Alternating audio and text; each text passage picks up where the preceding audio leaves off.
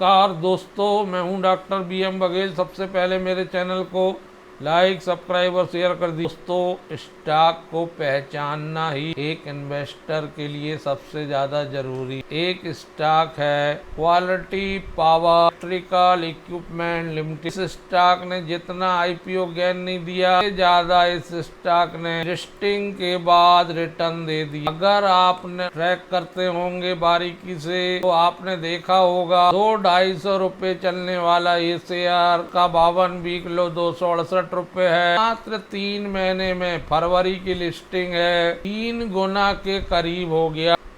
Face value पूरे 10 रुपए की है। उसका कारण ये रहा, इंडिकेटर बहुत बड़ी, फंडामेंटल बहुत बढ़िया। Return on equity 23.2%, return on capital employed 28%। अब ये 85 के PE में पहुंच चुका है। 5,701 करोड़ का मार्केट कैप, 737 रुपए चलता हुआ, 749 52 का। 2001 में बनी company quality power electrical equipment limited का बिजनेस क्या है? इसका बिजनेस है मेटल इनक्लोज्ड कैपेसिटर बैंक्स बनाना, रिएक्टर्स बनाना, ट्रांसफार्मर बनाना, PLCC कंपोनेंट बनाना, इंस्ट्रूमेंट ट्रांसफार्मर बनाना, एडिशन कंपोजिट्स बनाना इस कंपनी के प्रोडक्ट हैं। पावर क्वालिटी में कार capacitor bank, harmonic filter, static var compensator, metal enclose capacitor, reactive power compensation system. दोस्तों, का विशेष प्रकार होने के कारण, जैसे इंडोटेक ट्रांसफार्मर है, 2000 रुपए से ऊपर चल रहा है, तुलना में दिए 700 रुपए मिल रहा है और लगभग मिलता जुलता काम। कंपनी के Q4 के प्रतीत होते हैं, वजह से ये स्टॉक बढ़ा है। FY25 Q4 का रिजल्ट देखते हैं तो रेवेन्यू लगभग 392 करोड़ आई है, 20% ज्यादा पिछले साल। प्रॉफिट आफ्टर टैक्स 80% बढ़ा है, 100 करोड़ पहुंच गया। मार्जिन 25% के आसपास। ये कंपनी ने 51% स्टेरू इलेक्ट्रिकल का एक्वायर किया था, जो HV इंस्ट्रूमेंट ट्रांसफार्मर बनाती और जिसकी मजबूती है हाई वोल्टेज कैपेबिलिटीज की। कंपनी के पास FY25 तक 750 करोड़ के ऑर्डर की बुक है, जिसको 15-18 महीने में कंपनी पूरा करेगी, जो रेवेन्यू के रूप में बदल जाएगी। एक्सप्लोर किया है इसके लिए ग्रेट काम एनर्जी इलेक्ट्रॉनिक्स को एक्वायर किया है। कंपनी ने सांगली, महाराष्ट्र और कोचिन फैसिलिटी है इनके पास, जो 10 एकड़ के ग्रीन फील्ड प्लांट में फैली हुई।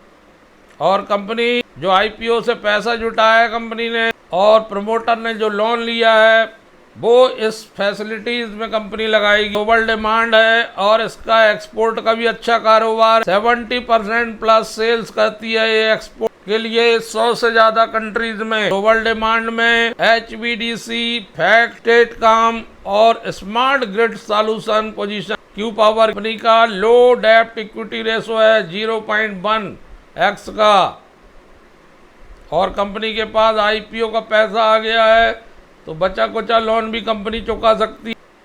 PE थोड़ा ज्यादा दिख रहा है, पहुंच चुका है। बुक वैल्यू 54 रुपए मात्र है, जो इंडस्ट्री एवरेज से ज्यादा लग रहा है। क्योंकि कंपनी एक्सपोर्ट ज्यादा करती है, तो इसका फॉरेन एक्सचेंज का प्रभाव, ग्लोबल नीतियों का प्रभाव इसमें इम्पैक्ट कर सकता है।